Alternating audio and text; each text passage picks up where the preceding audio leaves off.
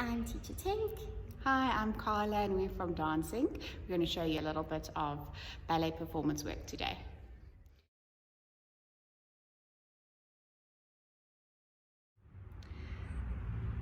Standing with your feet together, we're going to teach you how to find your true first position for ballet. You want to rock your weight all the way back onto your heels and turn out from your thighs and lower your toes gently down. This is your true first position. As you can see, Candida has her left foot turning out a little bit more than her right foot. For our purpose of our video, she's going to just make that even. She's going to show you a common fault, which is rolling the feet in, and then the baby toe might lift, and maybe over rolling to try and improve that. And then can you see that little ligament in front of the ankle, how it's working? Relax, teacher, and just relax those feet. So you want your 5 toes all on the floor, and you want to ask yourself, in your first position, are you clenching any muscles, or can you do it with a lot less effort? Everything we work on today, we're going to talk about doing it with less effort. From this position, Candida is going to point in front, a tendu devant, with floor pressure, and then going into her full point. And we want to make long toes. She's going to turn her heel in. That is turning in. But obviously for ballet, we want to turn out from the hips, that thigh bone moving inside the hip socket. This is her maximum turnout. And you can show me as well a sickled foot, sickling in, and we do the opposite in ballet. Wing your foot out for me. This looks like a crazy position, but if you would like to see, moving in an arabesque with floor pressure again, she's winging her foot. There we go for a nicer line. Don't wing your foot, and wing your foot. Just trying to work on that beautiful ballet line. We're going to talk about pull-up in the legs. With your feet together, think of your weight being evenly placed over your feet, more in the balls of your feet than in the heels. This is because this is a position of power. If you have to lose your balance and your weight is forward, you could run out of it or step out of it with elegance. If your weight is back, the arms want to flail back, and you would just not look very graceful in that moment. So our weight is placed forward. Moving into the pull-up of the legs, you want to activate your thighs so that your back of your knees start thinking about lengthening as much as they can. And then you want to hold this beautiful position by thinking of your pelvis being perfectly placed. You don't want to over tuck, and you don't want your tailbone sticking out or arching in your back either. Let's find our perfect placement and turn the feet out in true first position again. Beautiful. All right, moving further up into the body, we're going to talk about the abdominals. So in your ballet body, you've got your long abdominals down the front, your side abdominals, and then your what I call your baby abdominals in the front. These are transverse abdominals, and they are the best muscles to activate when you are trying to improve your ballet and be more centered and feel your core is truly activated. It's often the last piece of the core that the dancers remember to activate, but it provides a lot of power, particularly in Allegro. As you activate your core or your lower abdominals, you'll find you can jump a little higher. You'll hold your body a little more perfectly. We're going to move into the relationship of the arms and the back.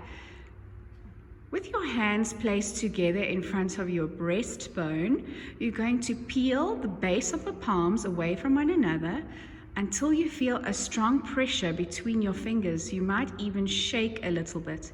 In this position, I want you to roll your shoulders down your back, feeling the blades, working towards the hips, and opening the chest as well. Lift up in the elbows slightly. And now you can just bring the arms a little forward into your ballet position, opening in the chest once again, and making sure that there's sufficient space between the hands and the face. Some people like to close this position a little more. We like it open. And we use this position in a lot of arabesque as well. I want to show you, this is an arabesque where the arms are open. And incorrect would be to cross the arms, and it takes away the shoulder movement. So as you open the arms again, you're able to feel the back working 100%.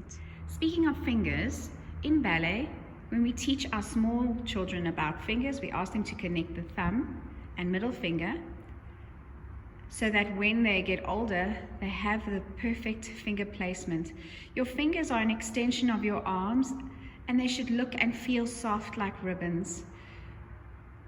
If we move our arms, we don't want to have our arms too high. This is where your eye line comes into play. Normally the fingers are in line with the eyes. And also we don't want to dance for the floor or the audience of ants. And finally, watch your wrist. You don't want what we call a broken wrist. It's a long line from your shoulders, through your arms, through your fingers, and this is your beautiful ballet line. We're going to work on the shoulder and neck now. It's possible for people who have weak muscles in the chest to have the shoulders rounding far forward. Maybe you sit at a computer a lot, or your school bag is very heavy. This is rounding the shoulders in. The opposite, opening the shoulders so much that the chest is now popping out, and perfect placement is between the two. So you can find that in your own home. And then we've got our relationship with our neck. We've got our neck in the front and at the back, and sometimes our dancers lift the chin so much that the neck starts to wrinkle at the back. They're trying their best, but this isn't your best placement. So let's try and find our best placement. Neck long in the front and at the back, and you can see Candida's chin is lifted in performance mode for projecting to the audience. With everything in place, your head is now free to perform with a beautiful facial expression, so that your dancing looks free and effortless. And this is where practice and skill comes into place. This is why we practice, so that on performance day our muscles have a memory and we can even keep going. The body will remember the steps sometimes even if the mind forgets. And the audience is able to enjoy our performance so much more because it's musical.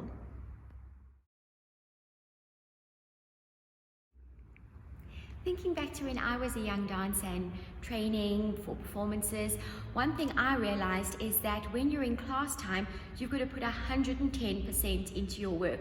You've got to think of your technique. It's a place where you can experiment, where you can push yourself, and to not be afraid to try new things, to push yourself further. Because if you do happen to fall, the floor's only that far. You dust yourself off, you get up, and you know where your limits are, so that when you do get to stage performance, it's never ever going to be 110% because you've got nerves, there's lights, there's lots of different things happening. So if you push yourself in your class work and you work on 110%, you know when you get onto stage you can track it back to maybe 100%, 90%, and you know exactly where your boundaries are, that you can give the best performance, that is all your technique is in your muscles, it's in your muscle memory, and you don't have to think about the steps and what you're doing. You can just enjoy your performance to the full.